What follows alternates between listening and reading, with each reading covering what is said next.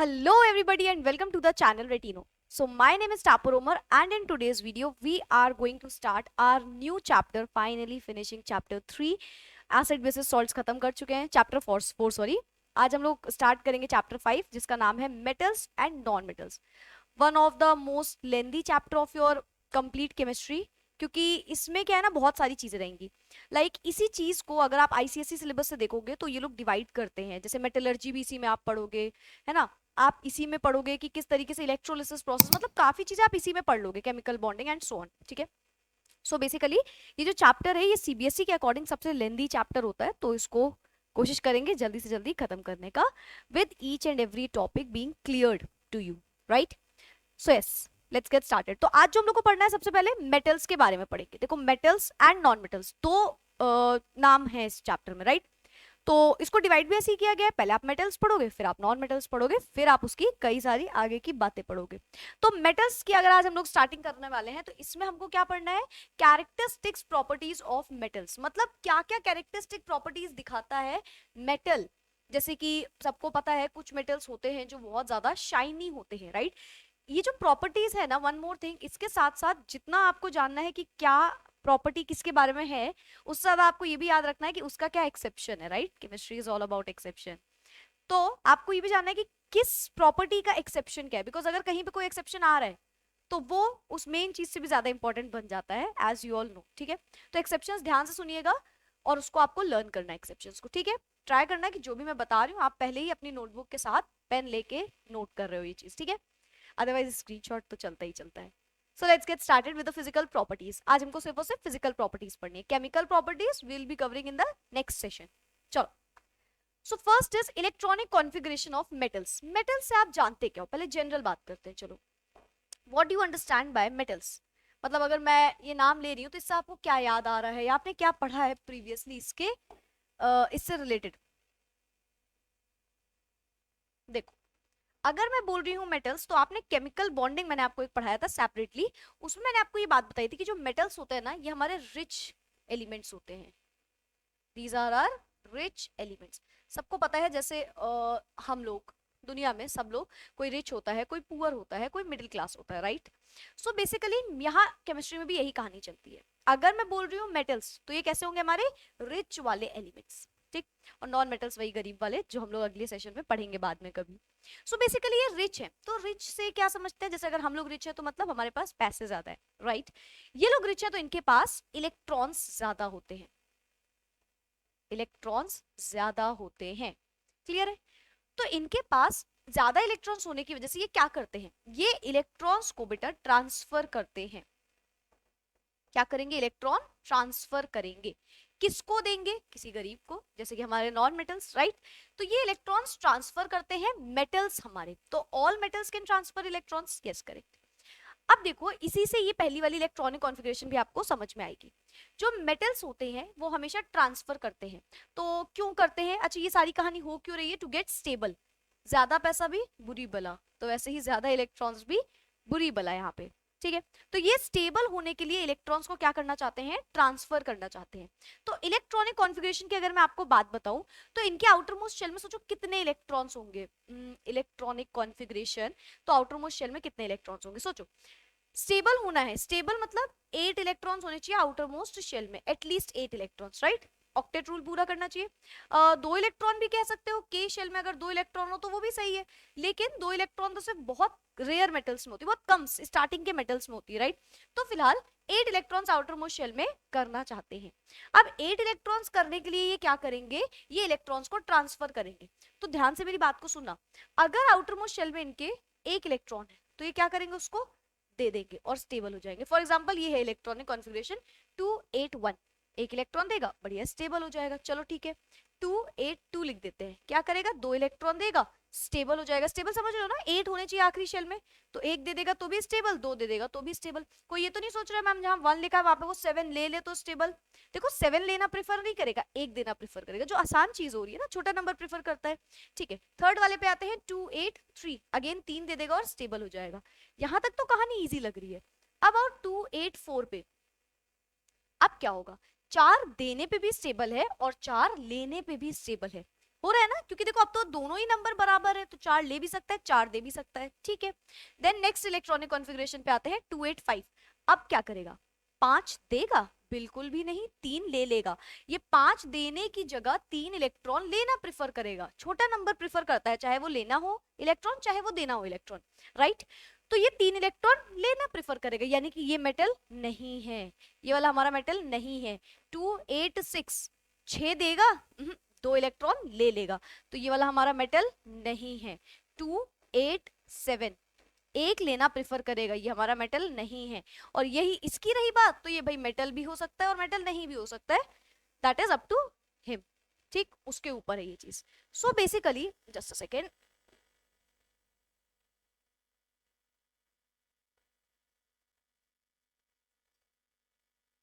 Okay.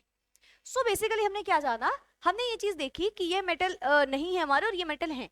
तो यहां से आपको समझ में आ गई इलेक्ट्रॉनिक कॉन्फ़िगरेशन कि आउटर मोस्ट शेल में 1 2 या फिर 3 इलेक्ट्रॉन्स होंगे तो वो मेटल कहला रहा होगा, करेक्ट है। चलो चेक करते हैं यही चीज यहाँ पे लिखी है या नहीं, ये रही slide. Metal atoms generally possesses 1 2 और 3 electrons in their outermost shell, और जिसको आप या तो बोलते हो वैलेंस शेल। तो मेटल की आउटर मोस्ट शेल में कितने इलेक्ट्रॉन्स होंगे, 1 या 2 या फिर 3 इलेक्ट्रॉन्स होंगे आउटर मोस्ट शेल, या फिर कह लो वैलेंस शेल, दोनों एक ही बात होती है, ठीक है। Outermost shell is valence shell only, ठीक है।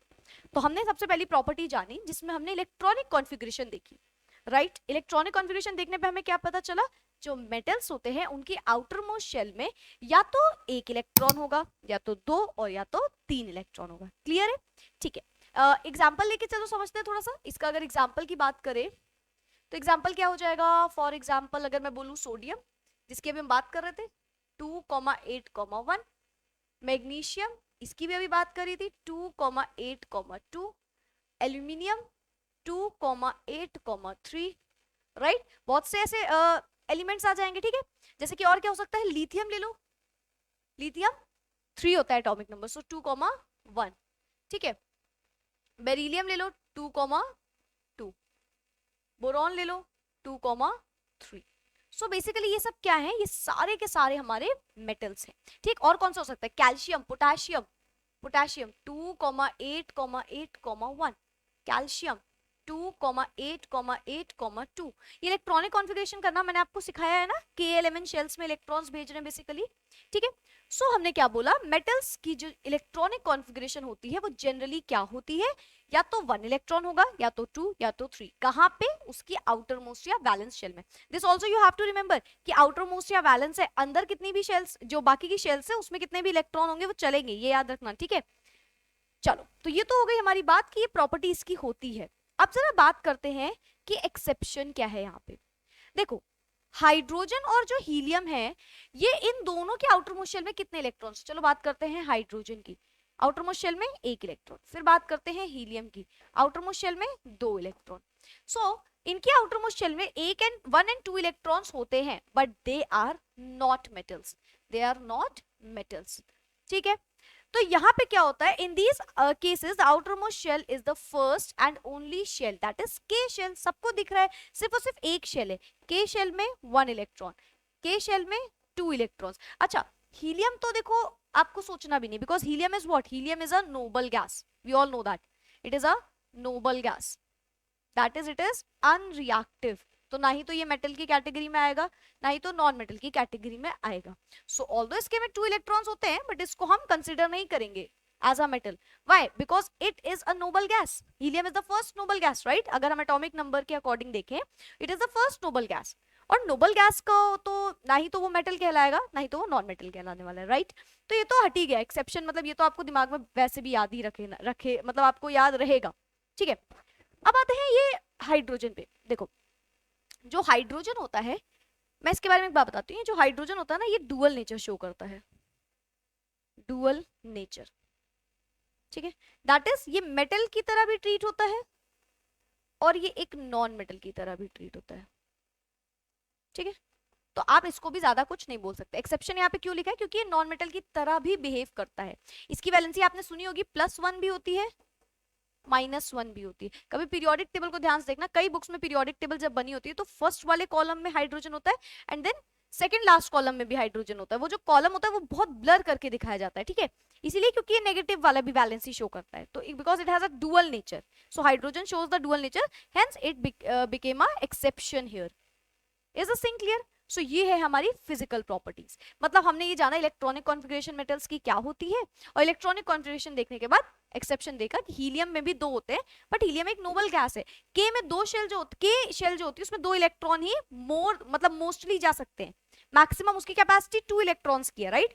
तो वो तो एक्सेप्शन रहा नहीं, मतलब वो एक्सेप्शन है बट वो तो हमें बिल्कुल भी ऐसा नहीं है कि हम भूल जाएंगे, राइट? यही है ना, आप भूल नहीं सकते इस चीज को, वो नोबल गैस है, तो वो एक्सेप्शन लिखा हो यहाँ पे चाहे ना लिखा हो, वो तो कहीं नहीं होगा, ना मेटल की कैटेगरी में ना ही तो नॉन मेटल की कैटेगरी में। When we talk about hydrogen, hydrogen shows dual nature, it shows positive valency and it also shows the negative valency, so that is the reason हम क्यों बोलते हैं कि जो हाइड्रोजन है वो एक्सेप्शन में ले लेते हैं, क्योंकि वो नेगेटिव वाला भी कैरेक्टर शो करेगा। क्लियर है? टेक द स्क्रीनशॉट और you can note it down. Then moving on to the next slide, electropositive character. Positive का मतलब क्या जानते हो मैम? पॉजिटिव जो हम हमेशा रहते हैं, ठीक है, या नहीं रहते हैं। पॉजिटिव मींस जो जिसपे पॉजिटिव चार्ज है। पॉजिटिव चार्ज कब आएगा? जब कोई इलेक्ट्रॉन्स को ट्रांसफर करता है। पॉजिटिव चार्ज आता है जब कोई इलेक्ट्रॉन्स को ट्रांसफर करता है, ठीक है। So metals have high electropositivity, मतलब इनकी इलेक्ट्रोपॉजिटिविटी बहुत ज्यादा होती है। यहाँ पे जहाँ मैंने मेटल्स लिखा था ना, आप यहाँ पे ये चीज याद रखना, सबसे पहली बात तो होती ही है कि metals shows positive character, electrons transfer करते हैं तो इन पे पॉजिटिव चार्ज आता है, ठीक है, तो ये पॉजिटिव होते हैं हमारे metals. Then so metals have high electropositivity, metals में बहुत ज्यादा इलेक्ट्रोपॉजिटिविटी होती है, और आप सोच ही सकते हो मेटल्स ही पॉजिटिव होते हैं, तो metals have high electropositivity. That is the metal atoms have high tendency to lose their valence electrons and became positive ions, that is cations। Clear है? 2 टाइप के आयंस होते हैं, एक होता है आपका कैटायंस जो पॉजिटिव होता है, एक होता है एनायंस जो नेगेटिव होता है। मेटल्स जो होते हैं उनकी बहुत ज्यादा हाई इलेक्ट्रोपॉजिटिविटी होती है। हाई इलेक्ट्रोपॉजिटिविटी से क्या जानते हैं, क्या समझते हैं? देखो पॉजिटिविटी, पॉजिटिव मतलब ही यहाँ पे होता है कि इलेक्ट्रॉन्स को दे रहा है कोई, ट्रांसफर कर रहा है इलेक्ट्रॉन्स, ठीक है, लूज कर रहा है इलेक्ट्रॉन बोल लो, तो इलेक्ट्रॉन लूज कर रहे हैं, तो इसीलिए हम बोलते हैं इनकी जो इलेक्ट्रोपॉजिटिविटी है, इलेक्ट्रॉन को लूज करने की जो टेंडेंसी है वो बहुत ज्यादा कैसी है? हाई है, और सारे मेटल्स की ये टेंडेंसी होती ही है, ठीक है। So metals have high electropositivity, that is the metal atoms have a tendency to lose their valence electrons। valence electron मतलब बेटा last electrons, electrons of last shell, ठीक है। वैलेंस जहां भी वर्ड यूज हो उसका मतलब लास्ट होता है, ठीक है। And become positive ions, that is cations. By losing electrons, a metal atom tends to acquire the stable electronic configuration of the nearest noble gas। ठीक, जैसे ही ये इलेक्ट्रॉन ट्रांसफर करते हैं, पीछे समझा दी ये चीज, ये इलेक्ट्रॉन ट्रांसफर कर ही क्यों रहे होते हैं? पैसा देने का शौक होता है क्या किसी को? नहीं, कोई ना कोई जरूरत होती है, तो यहाँ पे भी इनकी जरूरत है। अगर ये इलेक्ट्रॉन्स दे रहे हैं सो दैट इज इनको खुद की कुछ नीड है। यहाँ पे क्या नीड होती है? कि इनको स्टेबल होना है। तो ये अपने आसपास वाली नोबल गैसेस को देख रहे होते हैं, ये देखते हैं वो स्टेबल हैं, तो ये अपने इलेक्ट्रॉन्स दे देते हैं किसी और को, और खुद कैसे हो जाते हैं? स्टेबल। क्लियर है? एक एग्जांपल से समझते हैं। फॉर एग्जांपल मैं बोलूं सोडियम, ठीक है, सोडियम क्या होता है? 2,8,1, एटॉमिक नंबर 11 होता है, तो 2,8,1, ठीक है। सोडियम क्या करता है? इसको ध्यान से देखो, एकदम ध्यान से देखो इसको, ठीक है दया, अगर हम इसको ध्यान से देखें हमें पता चलेगा ये एक इलेक्ट्रॉन दे देगा तो ये कैसा हो जाएगा? स्टेबल। अगर ये एक इलेक्ट्रॉन दे देगा तो ये कैसा हो जाएगा? स्टेबल हो जाएगा, राइट। स्टेबल होने के लिए आउटर मोस्ट शेल में 8 इलेक्ट्रॉन्स होने चाहिए, ठीक है। तो एक इलेक्ट्रॉन ये देना चाहता है, तो ये क्या करेगा? एक इलेक्ट्रॉन देगा, लूज करेगा एक इलेक्ट्रॉन, ठीक है। इलेक्ट्रॉन लूज करेगा, जो इलेक्ट्रॉन देता है, याद कर लो ये चीज अभी यहीं पे, जो इलेक्ट्रॉन देता है उस पे आता है पॉजिटिव चार्ज, और जितना इलेक्ट्रॉन देता है उतना पॉजिटिव चार्ज। फिर से, जो इलेक्ट्रॉन देता है उस पे आता है पॉजिटिव चार्ज, जो इलेक्ट्रॉन देता है उस पे आता है पॉजिटिव चार्ज, जितने इलेक्ट्रॉन्स देता है उतना positive charge, and vice versa. मतलब नेगेटिव में क्या होगा, जो इलेक्ट्रॉन लेता है उस पे नेगेटिव चार्ज, जितना लेता है उतना नेगेटिव चार्ज। सो ये लाइन आपको याद रखनी है, ठीक है, ये लाइन आपको याद रखनी है हमेशा, तो कभी गलती होगी नहीं इसमें। क्लियर है? चलो अब देखते हैं। सोडियम ने इलेक्ट्रॉन दिए तो कैसा चार्ज आएगा, पॉजिटिव चार्ज ऑब्वियसली, और जितने इलेक्ट्रॉन दिए उतना पॉजिटिव, तो एक दिया इसलिए 1 पॉजिटिव। ठीक, और किसकी बात करें, मैग्नीशियम को देखते हैं एक बार। मैग्नीशियम की अगर बात करें, सो 2,8, 8,2, राइट। तो इसमें क्या दिख रहा है कि भाई अगर ये 2 इलेक्ट्रॉन किसी को दे दे तो ये कैसा हो जाएगा, स्टेबल हो जाएगा। तो ये क्या करेगा, ये 2 इलेक्ट्रॉन लूज करेगा। ठीक, 2 इलेक्ट्रॉन लूज किया, इलेक्ट्रॉन दे रहा है तो पॉजिटिव चार्ज, और दे रहा है तो 2 पॉजिटिव चार्ज। क्या ये चीज क्लियर है? तो देखो यहाँ पे +1 आ गया, यहाँ पे +2 आ गया। एल्यूमिनियम को देखोगे तो ये क्या करेगा, 3 इलेक्ट्रॉन देगा, तो ये एल्यूमिनियम पे +3 चार्ज आ जाएगा। तो ये क्या है, हमारी सबके सब क्या है, मेटल्स हैं। मेटल्स क्यों है, because they are losing their valence electron, they are losing their valence electrons, hence they are behaving as a metal. Clear है ये चीज? सो देख लो इसको जल्दी से। देन और बनना किसकी तरह जा रहा है, नोबल गैस। देखो अगर ये 1 इलेक्ट्रॉन दे रहा है तो ये नियॉन की तरह बिहेव करेगा। नियॉन क्या होता है, 2,8, देख लो ये भी नियॉन की तरह बिहेव कर रहा है और ये भी नियॉन की तरह बिहेव कर रहा है। अपने आसपास की नोबल गैस की तरह बनने की कोशिश जारी रहती है बस इनकी। चलो नेक्स्ट प्रॉपर्टी पे आते हैं, मेलिएबिलिटी। मेलिएबिलिटी मतलब होता है कूटना किसी चीज को, राइट। जैसे तुम लोग अपनी मम्मी लोग तुमको कूटती है ना, वैसे। तो मतलब किसी को बीट करना, तो उसको बोलते हैं मेलिएबिलिटी। मेटल्स की बहुत अच्छी मेलिएबिलिटी टेंडेंसी होती है, ये प्रॉपर्टी जो होती है ये मेटल्स बहुत बखूबी निभाते हैं। ठीक है, so metals have are malleable. Metals जो होते हैं वो मेलिएबल होते हैं। मेलिएबल मतलब they can be beaten into thin sheets. इसका कोई एग्जांपल है, बिल्कुल गोल्ड की शीट्स। आप देखते हो ना, जैसे गोल्ड की बहुत पतली सी शीट आती है, राइट। चांदी का पेपर जो आता है, जो कई बार स्वीट्स वगैरह में यूज होता है, तो वो क्या है, मतलब छोटे से चांदी के पार्टिकल को उठाया एंड देन उसको हम बीट कर रहे हैं, और इतना पतला बीट में वो, इतनी पतली शीट में वो कन्वर्ट हो जा रहा है। तो यानी कि ये बहुत ज्यादा मेलिएबल होते हैं। Can be beaten into thin sheets, malleability मतलब can be beaten into thin sheets. ठीक है, सो metals are malleable, that is they can be beaten into very thin sheets। देखो अगर ये आपने गोल्ड का एक पीस लिया, इसको आप बीट कर रहे हो, जो भी आप नहीं जो भी, तो बीट करेंगे तो ये क्या हो जाएगा, ये ऐसे शीट में कन्वर्ट हो सकता है। So that is it is malleable, बहुत ज्यादा मेलिएबल। गोल्ड सबसे ज्यादा मेलिएबल होता है एक्चुअली में, एंड सिल्वर भी। ठीक है, for example gold and silver are among the most malleable metals. सबसे ज्यादा इन्हीं को ये कर सकते हैं, मतलब और भी हो जाते हैं बाकी भी, बट ये सबसे ज्यादा मेलिएबल प्रॉपर्टी शो करते हैं बहुत ज्यादा अच्छे से। आप देख सकते हो गोल्ड के क्या कहते हैं, बहुत पतली सी चेन बन जाती है, राइट। तो बहुत कुछ गोल्ड से हो सकता है क्योंकि वो बहुत ज्यादा थिन शीट्स में कन्वर्ट हो सकता है। क्लियर है?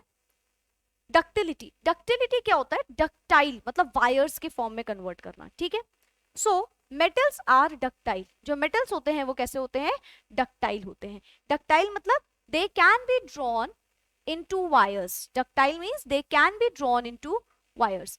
अगर हम इसको वायर्स के फॉर्म में कन्वर्ट कर दें तो ये हो जाते हैं ना, कॉपर की वायर, राइट। वायर किसकी होती है, मेटल्स की बनती है, क्योंकि metals have the property of ductility, right. They are ductile in nature, तो वो डक्टाइल प्रॉपर्टी शो करते हैं।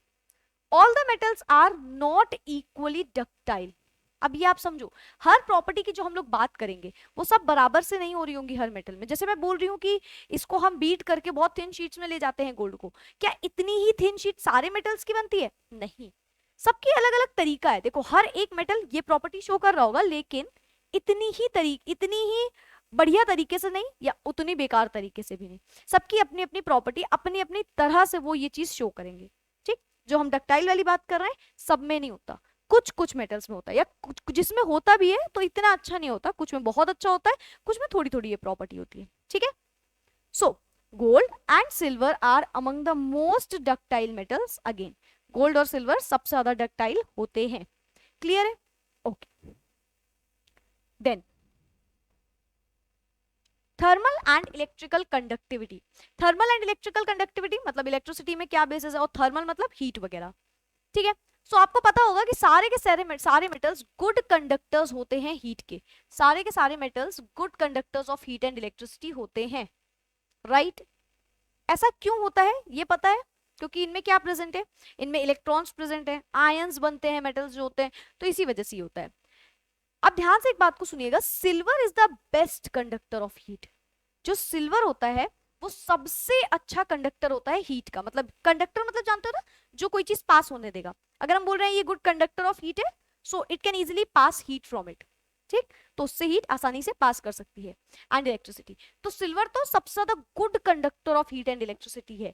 लेकिन जो लेड होता है, Pb2+, lead is also a metal, but ध्यान से देखो, लेड इज द पुअरेस्ट, सबसे बेकार। अगर आप बोलो कौन है कंडक्टर हीट और इलेक्ट्रिसिटी का, तो आंसर क्या होगा? लेड। तो ये कंडक्टर तो है हीट और इलेक्ट्रिसिटी का, लेकिन बेकार कंडक्टर है। सो दैट इज, ये प्रॉपर्टी तो शो कर रहा है बट उतने अच्छे से नहीं। ठीक है। The utensils we use in the kitchen are made of zinc, copper and aluminium, because these metals are good conductors of heat. आप देखते हो ना, तवे पे रोटी बन रही है एंड कुकर पे, तो ये सब किससे बने हुए हैं? जो हमारे बर्तन हैं जो हम लोग यूज करते हैं किचन, वो किससे बने हुए हैं?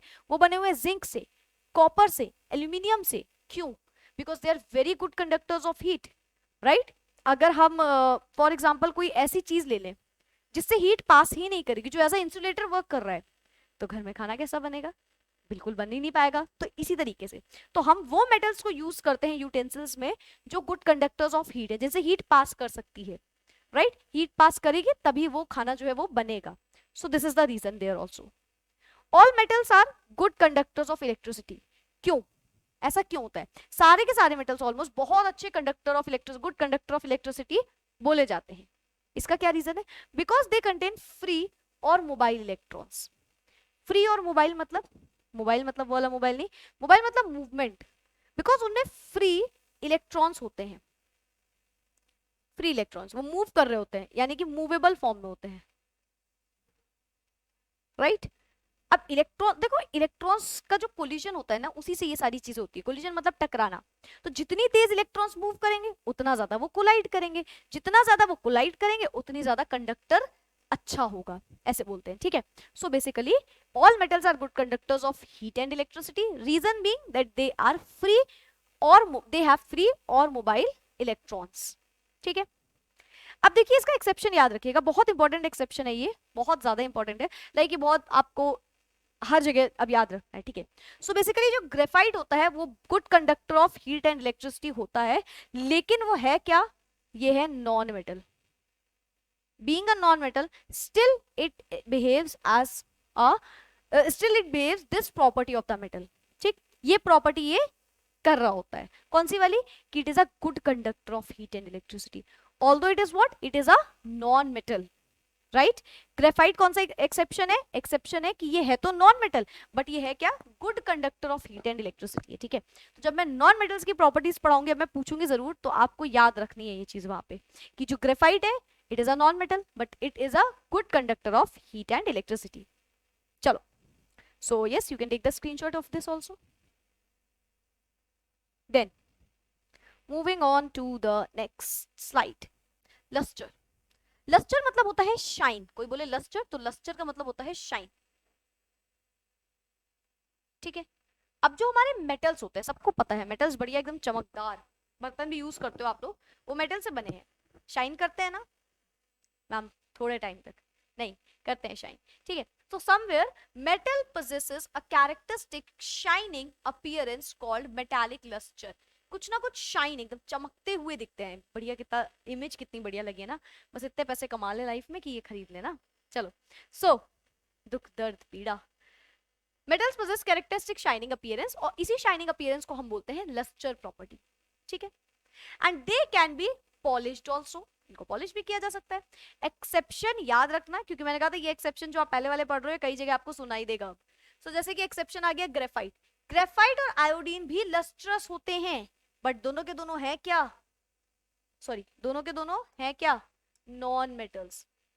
Both of them are non metals, still they are shiny, or we can say still they possess the property of this metals, this property, which property? Lustrous property। sorry, they are also, they are shiny। Graphite चमकता है, obvious सी बात है, right. लेकिन है क्या? Non metal. Iodine चमकता है, लेकिन है क्या? Non metals. तो नॉन मेटल है दोनों, अगेन नॉन मेटल वाले में मैं पूछूंगी वापस से, है क्या नॉन मेटल। प्रॉपर्टी किसकी शो कर रहे हैं, मेटल की। कौन सी प्रॉपर्टी, शाइनी वाली property, lustre property. So graphite and iodine, second हमने एक्सेप्शन पढ़ा है अभी तक, थर्ड कह सकते हो हाइड्रोजन वाला इंक्लूड करके। टेंसाइल स्ट्रेंथ, टेंसाइल स्ट्रेंथ मतलब कितना आप खींच सकते हो। देखो जैसे ये ना किस हद तक आप खींच सकते हो, एक टाइम बाद टूटेगा, बहुत टाइम बाद, राइट। तो इनके अंदर ये भी प्रॉपर्टी होती है। Metals are tensile, they have high tensile strength, बहुत तेज से भी खींच सकते हो, they will not break easily, ठीक है। तो ये एक इसकी प्रॉपर्टी हो गई कि they have tensile strength. Then density, what is density. अगर हम जनरली बात करें डेंसिटी की तो याद रखो होता है मास by volume, mass upon volume is density. तो आप अगर डेंसिटी बोल रहे हो तो आप मास और वॉल्यूम के टर्म्स में भी उसको बोल सकते हो। मेटल्स हैव हाई डेंसिटीज, जितने भी मेटल्स हैं उनकी डेंसिटी बहुत हाई होती है। अगेन एक्सेप्शन क्या है, sodium potassium which have low densities. तो ये जो ग्रुप वन के आप बोल सकते हो, थोड़े थोड़े एलिमेंट्स होते हैं ग्रुप वन के कुछ कुछ, जिनकी डेंसिटी जो होती है बहुत लो होती है, बहुत कम होती है, ठीक है।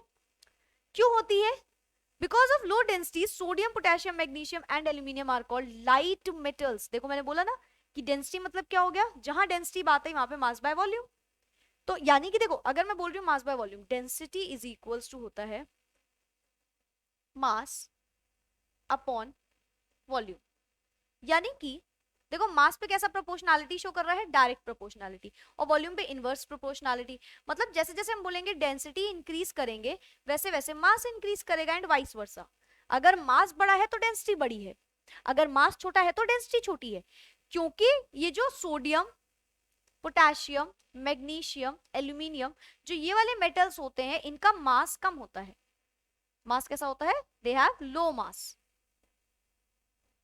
ठीक। मास कम होने की वजह से हम बोलते हैं कि इनकी जो डेंसिटी होगी वो भी कम होगी। तो यानी कि they have low densities. Clear हुई ये चीज। कुछ ऐसे मेटल्स होते हैं जो बहुत हल्के होते हैं, लाइट मेटल्स होते हैं। लाइट मेटल्स होते हैं तो हम बोलते हैं उनकी जो डेंसिटी है वो कैसी है, लो है, they have low density. Clear ये चीज। सो फिर से मैं रीड करी हूं, सुन लो जिसको नहीं आया। Metals have high densities except sodium potassium etc which have low densities. Because of low densities sodium potassium magnesium and aluminium are called light metals. इसलिए हम बोलते हैं कि हमारे light metals होते हैं। क्लियर है, okay. Take the screenshot if you want. Then state, अगर हम स्टेट की बात करते हैं, पहले आप स्टेट से क्या समझते हो मैम, स्टेट टू स्टेट्स वाला स्टेट। स्टेट मतलब होता है कि वो सॉलिड फॉर्म में है या फिर वो लिक्विड फॉर्म में है या फिर वो गैसियस फॉर्म में। This is a state of any of the substance, ठीक है। Metals are generally solids at room temperature. बहुत बच्चों को, मैक्सिमम बच्चों को ये बात पता होगी कि जो मेटल्स होते हैं वो जनरली 90% जो होते हैं वो कैसे होते हैं, सॉलिड होते हैं रूम टेम्परेचर पे, राइट। रूम टेम्परेचर सबको पता है ना, 25 डिग्री सेल्सियस नॉर्मली टेम्परेचर जो है, उसमें ये जो मेटल्स होते हैं ये जनरली तो हमारे बढ़िया सॉलिड वाले होते हैं, जिनके पार्टिकल्स पास पास होते हैं, ठीक, जो हार्ड होते हैं। लेकिन अब अगेन ये एक्सेप्शन भी आपको याद रखना है, एक्सेप्शन उसका होता है mercury, Hg। Mercury which is a liquid at room temperature, mercury room temperature पे लिक्विड होता है। बाकी सारे के सारे जो हमारे मेटल्स हैं वो जनरली कैसे होते हैं, वो हमारे सॉलिड्स होते हैं। क्लियर है। So maximum metals are solids in nature but there is a exception and the exception is mercury. Mercury is liquid at the room temperature. Room temperature that is again 25 degree Celsius or you can say 298 Kelvin. Okay? तो ये इसकी एक property होती है कि ये इस state में होता है। Then melting point and boiling point. तो melting point and boiling point होता क्या है, देखो एक ऐसा सर्टेन पॉइंट जहां पे कोई भी मेटल जो है वो बॉइल होना स्टार्ट हो जाए या फिर वो मेल्ट होना स्टार्ट हो जाए, ठीक है। अब सोचो जो मेटल्स है हमारे उनका हाई मेल्टिंग पॉइंट होगा या फिर लो मेल्टिंग पॉइंट होगा। अभी हमने ऊपर वाला एक पॉइंट पढ़ा कि metals are generally solids in nature, right. जो हमारे मेटल्स होते हैं वो ज्यादातर सॉलिड होते हैं, मतलब कि उनका पार्टिकल्स एकदम पास पास होते हैं। फॉर एग्जाम्पल ये एक मेटल है और इसके पार्टिकल्स ऐसे हैं, राइट। ये क्या है, हमारा एक मेटल है। तो ये जो मेटल है, अब मैं बोल रही हूँ ये आपका मेटल है, चलो अब ध्यान से सुनना मेरी बात को।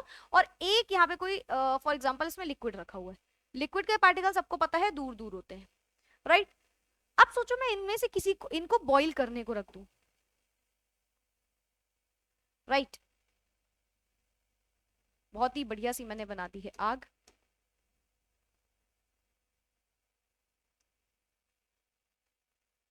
मतलब कलाकारी देखो आप लोग मेरी।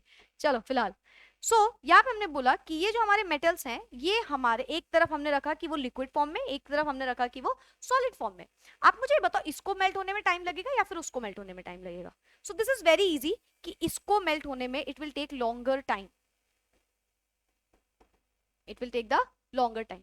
क्या रीजन है इसका, क्यों इसको ज्यादा टाइम लगेगा? Because of its particles gap. अगर आप देखो तो इसके पार्टिकल्स में बहुत ही कम गैप है, ठीक है, इसमें गैप बहुत कम है। कम गैप होने की वजह से जब इसको हम हीट करेंगे तो इसके पार्टिकल्स ज्यादा दूर जा ही नहीं पाएंगे। तो आप ऐसे समझो, मैं आपको इसको एक और छोटे से एग्जांपल समझाती हूँ। मतलब कि हम फॉर एग्जांपल क्या बताओ, चाय बना रहे हैं, चलो इंडियंस चाय का एग्जांपल सबसे पहले लेते हैं। चाय बना रहे हैं, हमने हमें चीनी दो तरीके से, एक तो पार्टिकल के फॉर्म में है चीनी, और एक बड़ा सा चीनी का क्यूब रखा हुआ है, ठीक है। ये क्यूब आपकी मम्मी लेके आई है मार्केट से, मिलता है बिल्कुल। तो उसी को तो ग्राइंड करके फिर वो वाली शुगर बनती है। तो बेसिकली हम एक क्यूब लेके आए और एक छोटा सा शुगर का पार्टिकल्स जो रखे रहते हैं जनरली, उस क्यूब को आपने एक पतीले में डाला और दूसरे में आपने वो शुगर वो पार्टिकल्स वाली डाल दी जो छोटे छोटे पार्टिकल्स में थे। कौन सी वाली जल्दी मिक्स हो जाएगी? कौन सी वाली? छोटे पार्टिकल्स वाली। क्यों? क्यों, क्या रीजन है? क्योंकि वो छोटे छोटे पार्टिकल्स हैं, राइट, उनका सरफेस एरिया ज्यादा है। तो खैर खैर अगर उससे समझना है उसे समझ सकते हो, आप यहाँ भी समझ सकते हो। मैं जो सॉलिड स्टेट में भयानक बड़ा सा सॉलिड स्टेट में वो भी था लेकिन वो छोटे छोटे टुकड़ों में था। तो बेसिकली उस एग्जाम्पल से अच्छा है कि आप यहाँ समझो, वो थोड़ा सरफेस एरिया वाले को शो करेगा। फिलहाल यहाँ पे समझो, जो मेटल होते हैं इनके पार्टिकल्स पास पास होते हैं तो इनको मेल्ट करना मुश्किल होता है। और जो हमारे जनरली जो बाकी की चीजें होती है, क्योंकि सॉलिड स्टेट को आप इतना समझो, सॉलिड को मेल्ट करना मुश्किल होता है। मेटल्स बाद में बात है लेकिन सॉलिड को मेल्ट करना मुश्किल होता है, ठीक है। Metals have high melting and high boiling point. Boiling point भी हाई होता है, मतलब बहुत ज्यादा टेम्परेचर करोगे तब ये मेल्ट होगा, बहुत ज्यादा टेम्परेचर करोगे तब ये बॉइल होगा। तो इसका मेल्टिंग पॉइंट और बॉइलिंग पॉइंट दोनों ही हाई होता है, ठीक है। अगेन एक्सेप्शन क्या है? Sodium and potassium. सोडियम और पोटेशियम बहुत जल्दी मेल्ट और बॉइल हो जाते हैं बहुत कम टेम्परेचर में, ठीक है। Gallium and caesium can melt if keep in on a palm. मतलब अगर आप हाथ में रखोगे इसको तो ये मेल्ट हो जाएंगे इतनी जल्दी। तो बेसिकली ये जो एक्सेप्शंस है ये हमारे कह रहे हैं कि ये बहुत जल्दी, ना ही तो मतलब बाकी की जो हमारे मेटल्स है ना ही तो बहुत जल्दी मेल्ट होंगे, ना ही तो बहुत जल्दी बॉइल होंगे। Exception being sodium and potassium, ठीक, and then gallium and caesium. So ये हमारे मेल्टिंग एंड बॉइलिंग पॉइंट्स थे। तो सॉलिड स्टेट में है इसीलिए इसको मेल्ट करने में टाइम लगेगा, राइट। कोई चीज लिक्विड स्टेट में होती है उसको मेल्ट करने में आसानी होती है। क्लियर है? ओके देन हाँ, जो शुगर वाला एग्जांपल आप उसके पार्टिकल्स जो छोटे छोटे लिए थे ना, उसको ऐसा चाशनी वाला बना दो लिक्विड फॉर्म में, क्योंकि वो सरफेस एरिया बताने लग रहा था ना, सरफेस एरिया की बात आ रही थी उस पर फिलहाल। तो ये मेल्टिंग एंड बॉइलिंग पॉइंट हो गया। देन लास्ट स्लाइड क्या कह रही है? Sound. So metals when stuck with a hammer, अगर हम हथौड़ी से मेटल को मारते हैं, produce a characteristic sound known as metallic sound. सबको पता है, सबको पता है, बजाना कभी अपने घर में था नहीं, कोरोना हो चुका है तो ऑब्वियसली इससे तो बहुत ही ज्यादा बढ़िया तरीके से आप इसको समझ सकते हो। तो metals have a characteristic sound जिसको हम मेटालिक साउंड बोलते हैं। अलॉय फॉर्मेशन, पहले तो अलॉय होता क्या है? What is alloy? Alloy is a mixture of two और मोर मेटल्स। दो या दो से ज्यादा मेटल्स मिलेंगे तो वो अलॉयस फॉर्म करते हैं, ठीक है। Metals can form a homogeneous mixture in the combination with other metals, ठीक। जो जैसे कि सोचो मेटल्स में मेटल मिल रहा है, मेटल बहुत स्ट्रांग होते हैं, उसमें मेटल मिला रहे हो तो वो और स्ट्रॉन्गेस्ट कर देते हैं उसको। जैसे कि प्लेन्स वगैरह में अलॉयज यूज होते हैं मेटल के, ठीक है। तो क्योंकि वो बहुत ज्यादा स्ट्रांग होते हैं, बहुत ज्यादा अच्छे होते हैं, इसीलिए such a mixture is called alloy. जैसे example copper and zinc mix up to form a brass. Brass आपने ब्रास कई जगह पे as a decorative use, decoration की तरह यूज होता है ना, ब्रास वगैरह के प्लॉट नहीं पॉट्स वगैरह होते हैं, नॉट प्लॉट। तो वो तो ये जो ब्रास होता है इसके लिए, तो बेसिकली जो अलॉय होता है ये प्रॉपर्टी भी मेटल्स शो करते हैं, मतलब एक से ज्यादा मेटल्स मिल जाएंगे और वो क्या बनाएंगे? अलॉय फॉर्म कर लेंगे। हार्डनेस सबको पता है, ज्यादातर मेटल्स जो होते हैं वो हार्ड होते हैं, ऑलमोस्ट ऑलमोस्ट 90% अगेन मेटल्स जो होते हैं वो बहुत हार्ड होते हैं, बहुत ज्यादा हार्ड। रीजन क्या है? देखो सॉलिड स्टेट में ना, सॉलिड स्टेट हार्ड होता है हमारा। लेकिन अब एक चीज याद रखो, ये जो सोडियम और पोटेशियम होता है ये सॉफ्ट मेटल्स होते हैं, सबको पता है sodium can be cut through a knife, right, it can be cut through a knife, that is it is a soft metal, ठीक है, which can be cut with a knife. चलो लिखिए आगे। तो ये हमारे सारी की सारी प्रॉपर्टीज थी। क्लियर है? कुछ एक्सेप्शंस हमने जाने, ये एक्सेप्शंस आपको याद रखने हैं क्योंकि एक्सेप्शंस आपको खराब लगते हैं बट केमिस्ट्री को बहुत अच्छे लगते हैं और एग्जामिनर को बहुत अच्छे लगते हैं, तो एक्सेप्शंस आते हैं, एक्सेप्शंस याद रखना। बाकी आई होप सो आपको बाकी बातें समझ में आ गई होंगी। If you have any doubt any query you can comment below. Thank you so much, bye bye, take care, keep studying.